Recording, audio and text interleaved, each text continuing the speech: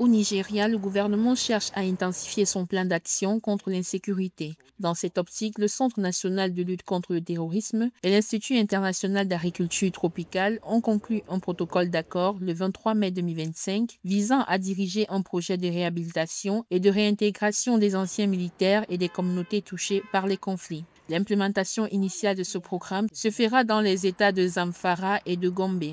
L'utilisation de la force contre le terrorisme est plus que nécessaire, mais très loin d'être suffisant. Il faut s'attaquer aux causes profondes du terrorisme qui fait que les individus quittent leur communauté pour en intégrer une autre beaucoup plus violente. Le font-ils par conviction? Peut-être. Le font-ils par appât du gain? Sûrement.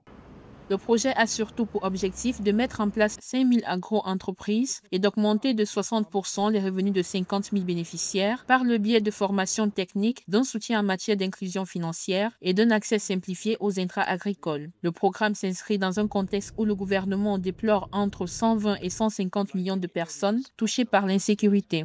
Et pour le gouvernement nigérien, n'ont pas le choix. Il faut qu'ils arrêtent cette folie meurtrière qu'est le terrorisme et aussi pouvoir développer leur agriculture. On ne peut pas avoir dans un pays près de 1,5 million d'hectares de terres arables non utilisées à cause de cette situation insurrectionnelle.